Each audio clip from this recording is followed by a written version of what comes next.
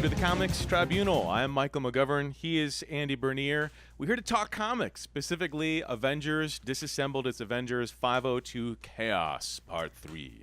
Part 3, one of these Avengers will die. Now, not knowing anything about comics, I look at this and I say, whoa. Well, first I'm going to see if I don't recognize any of these Avengers, because then I'm sure that that one's going to be the one that dies. Unfortunately, I recognize all of these Avengers. So started to get a little freaked out when I started to look at this, because I'm like, oh my gosh, they're going to kill, as they do in comics, kill one of these characters. It's a cool in the building behind them, high up in the window, one of those specs is a character named D-Man, and he ODs on heroin. Page 17, one of the tiny panels. It's really nothing. It's a blip in the Marvel Comics universe. Do any of those buildings in the background mean anything? Are there anything, like, what are they? No. I thought one of them could have been the Baxter Building, which was the Fantastic Four's home. That would have been an interesting choice. Then you'd kind of hint that one of the Fantastic Four might be the one. But no, none of those buildings are recognizable or anything. Well, no. I would say that so far these covers for this Disassembled series, they're really cool, heroic covers, but they don't say anything about the story. They just have Avengers on them looking heroic, which is cool. Yes. And I'm sure it sells comics. It could just be a poster. It could be a completely random poster. You could slap it on basically any Avengers comic. And that's kind of a shift from like way back in the old Stan Lee, Jack Kirby, early Marvel days. They would have tons of captions. They would have very specific things going on, with like arrows and balloons saying, he wants this, she wants this, they're going to do this. Like, it would just spell out, it would be like a movie trailer. It would just be like, oh, that's exactly what this comic's about.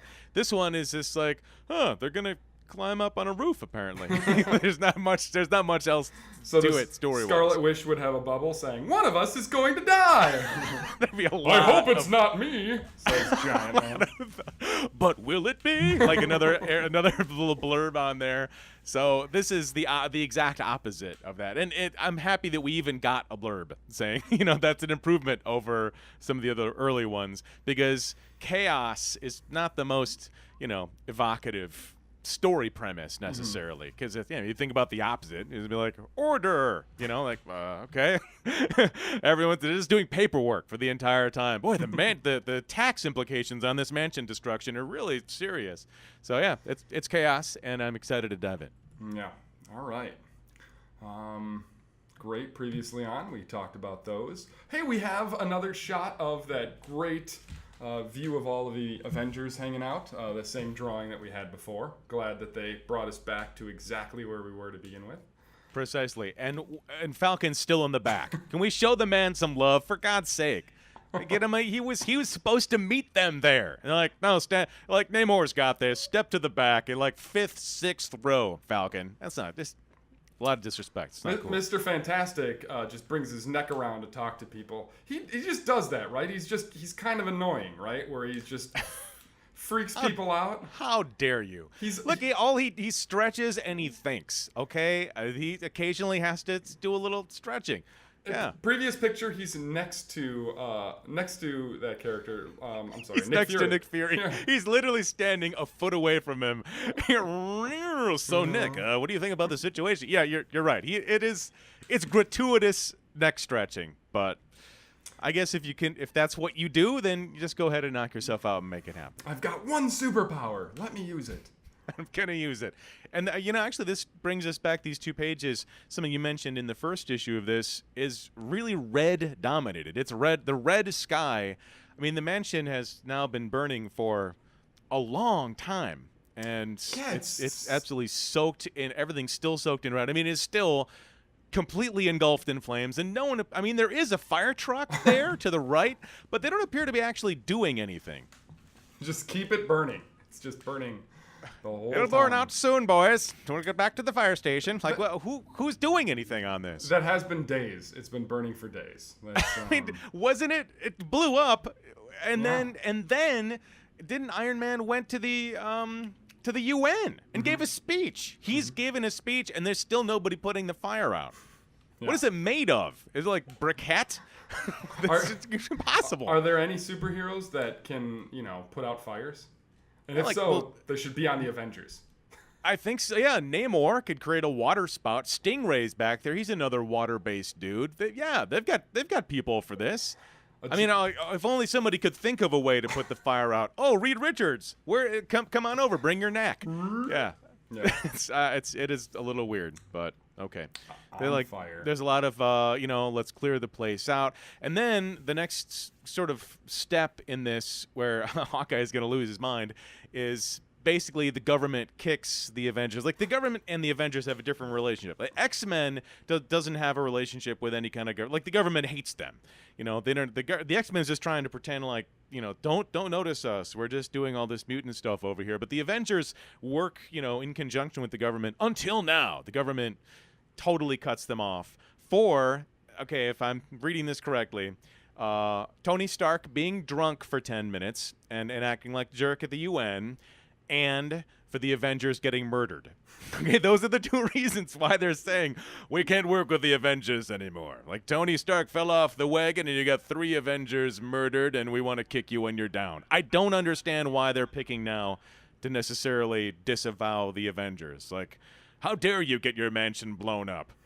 What? We liked you when you were cool. You're not really cool anymore, guys. So. Yeah, basically, it's the Avengers or the U.S. government acting like Teen Beat magazine, just like, hot or not. Oh, you're so last yesterday. That's it. Done. We're cutting our ties with you. And that's always been a weird aspect of the Avengers too, of the whole, well, we've got to have the government's backing on this, and it really continues all the way through Civil War. That's what the whole Civil War thing is all about: is the government saying, You're too cavalier. We want to have some lockdown. We want to control you. It's government control, and it's just like the evolving of that, which kind of brings it in real world. It's used way more effectively in Civil War than in, say, like it's used right here, which is a little an odd time for a breakout. Mm-hmm, for sure. Well, that government kicking them while they're down doesn't last for too long because they get attacked again. Then the Kree government decided they want to kick them when they're down too. That's right. Yeah, it's another completely random attack with no foreshadowing whatsoever, and it feels. I mean, it's a cool. The splash page is really cool. I mean, it looks great. Again, everything's so red that it's hard to even see Daredevil, who's standing right there. But he's camouflaged. I'll wear my camouflage red today. It was a good choice, Daredevil, but it doesn't have, again, that really. It's so fast with no foreshadowing that it doesn't have it. It just feels unreal, which is, I mean, kind of what they're going for. He wants it to feel unreal because it is literally unreal. It's a construct. They're not actually there, which we, spoiler alert, find out later. But be that as it may, for the purposes of the story and the purposes of how you're supposed to feel moving through the story, it doesn't have any impact. It's like, look, ship, okay, other ships. That. It doesn't do much for me on a story beat level. It just looks pretty.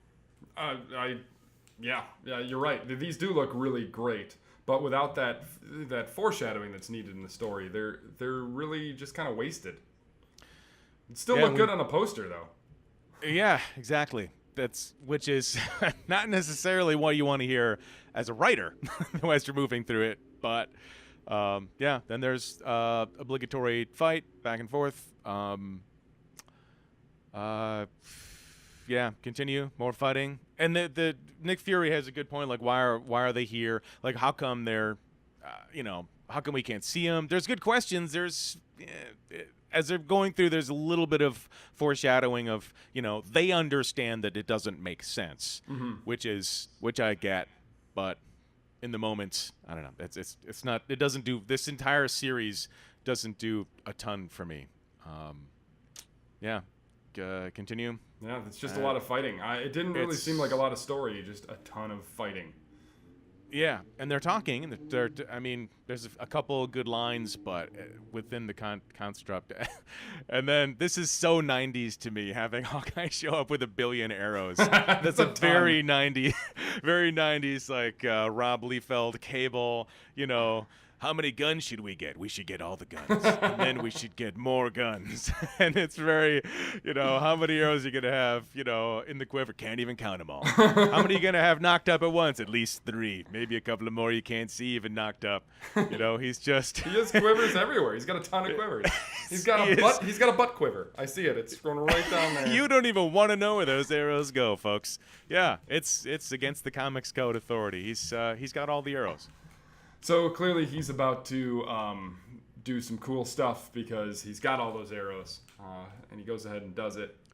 Oh, man. Yeah, and his quiver now, Hawkeye typically in the past has had a number of weird, goofy arrows, like boomerang arrow and exploding arrow. All the arrows that he appears to be firing all the way through here are just normal pointed regular arrows. But he's hit in one of his 100 quivers, and then it starts smoldering like he's got an explosive arrow or a series of them that are about to go off. So maybe he was saving the explosive arrows for later, in which case, obviously, that was a terrible choice. Because Hawkeye then just goes off and flies up and flies into the turbine of the mothership, and blam. And this is a panel that I know you like to talk about, so I'll let you Yeah, go on well, this. first of all, gorgeous explosion, which is really cool. But wow, did I just not?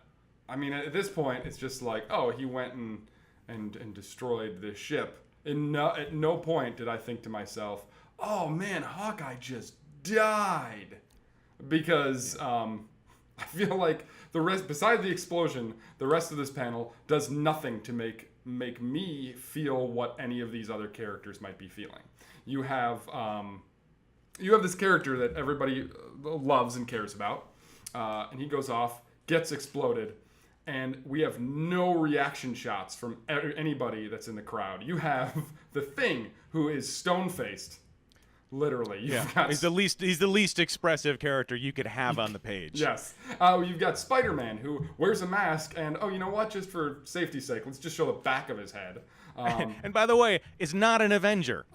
Like, I don't know if he spent 10 minutes with Hawkeye, like total. So he's front and center. We have to have Spider-Man watching him, who has nothing really in common with him at all either. Yeah. The back of I don't know this character. Some Cheetah Woman's head. It's Tigra. She actually was an Avenger for quite a while, but yeah, that's the back of her head too. Mm-hmm. And there's Captain America, who I think cares the most, but he looks really derpy down there and isn't even looking at the explosion. There's nothing. Doesn't really appear to be, no. It's like there's a sale at Penny's. Like, what is he looking at exactly? He's off to the side, and then you got Wonder Man, who's in the middle, and he's a different color. And because he's a different color, he absolutely draws the eye. The eye is drawn directly into Wonder Man, who has effectively nothing to do with what's going on in this scene. Like, nothing. Yeah. The focus should not be on him in any way. He's just blasting through another ship. Yet, because of the color setup, the eye is pulled there. And frankly, the first time I read this, I didn't even get that Hawkeye died. Like, I didn't quite understand it. I mean, I should have put it together, but for whatever reason, it was just having him fly into the turbine. I was like, they wouldn't kill an important character like that, would they? Oh, yeah, I guess they did. Which was apparently a complaint at the time to Bendis. Bendis had picked a character who he thought folks didn't really care all that much about for killing Hawkeye. He knew he wanted to kill. Well, apparently he knew he wanted to kill half the team. But he wanted to kill a major Avenger guy. Vision was probably big enough, and then Hawkeye. And he heard about it later from a lot of Hawkeye fans who were just deeply upset about it. I mean, what's the body count? He's got, well, Jack of Hearts is already dead. I'm not sure you can count him. But Scott Lang, the Vision, Hawkeye. Am I missing somebody? I think Wasp is close. Wasp is on her deathbed basically, but like he's killed 3 Avengers so far, and so far I feel virtually nothing at any of their deaths because none of it was set up, and they don't have time. They go back to fighting immediately. Avengers Assemble, punchy, and there's no beats to stop and think like what happened or how it was set up. I mean, if you'd have taken all the pages where you killed all these characters and had more pages like where Hank is sitting with Jan in the hospital like we saw in the last issue, where it's a tender, quiet moment. If you gave just one of the people you killed that amount of emotional attention, in anticipation of their death and then in the aftermath of their death, it would have been 10 times more powerful. It's too much, too fast, too soon. I get he wants to tear down the old regime. I get he wants to do it fast and make it just seem like, this is gut punch after gut punch, and this is why they're going to disassemble.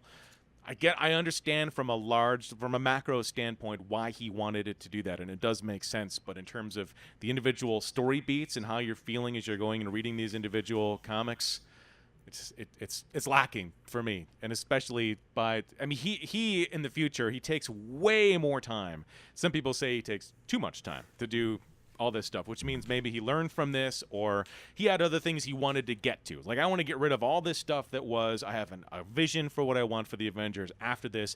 I can't wait to get to it. And sometimes that can result in, things feeling rushed, like this does to me anyway. The time is the big deal. You see bad guys get killed all the time in movies and whatever, and it's just a quick shot and they're dead.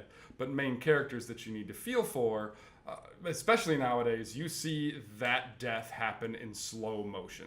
Whether they're getting hit with a bunch of arrows and slowly falling to the ground, or there's something about to happen.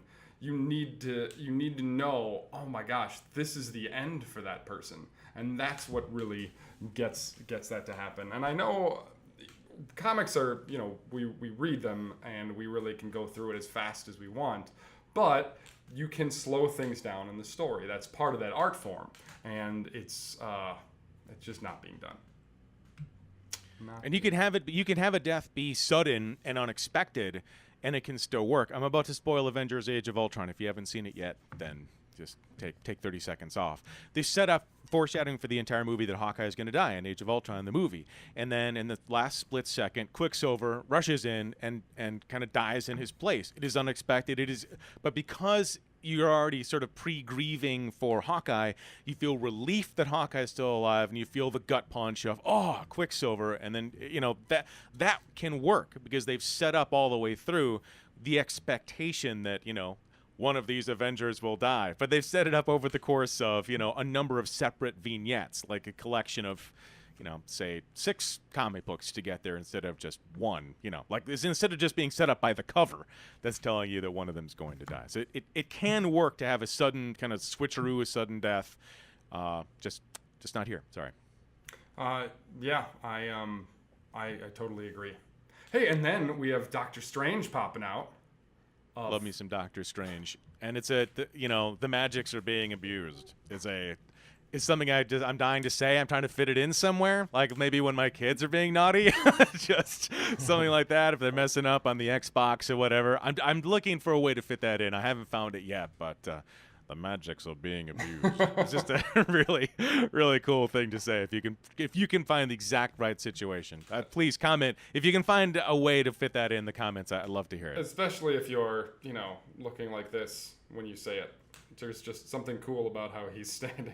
He's a cool guy. He's a cool guy. I'm a big fan. Throws up the horns for any reason at all. He doesn't really even need any reason. Just immediately, which is kind of Spider-Man shtick when you think about it. They got, it's inverted, though. Yeah. There's a little reversal there. I'd like to see an in-depth report on that at some point again.